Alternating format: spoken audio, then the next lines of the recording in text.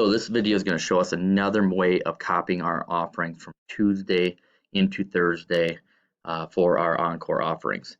I'm using Dan Hoyt's offerings here as an example. So just follow along and I'm going to show you how to do this. The first thing you're going to want to do is make sure that the day you want to have it copied to is up here. So for example, right now we want to copy our sessions to Thursday, October 18th, and make sure that is up in this box up here. Then we are going to go to the copy button and click on that. Once we click on that, you'll see a down screen, and you should be able to go into the session that we have for the Tuesday. Click on that, and the Tuesday session will show up here. We're going to want to click on the box for that and make sure that it's the same as what we have. It'll tell you how many requests are in there, and then we will click copy.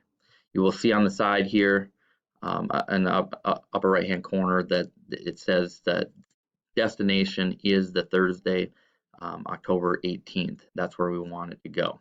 So we'll click on that. When we click copy, you will see the request in here. It should be all set to go at that point in that you have an offering for Thursday.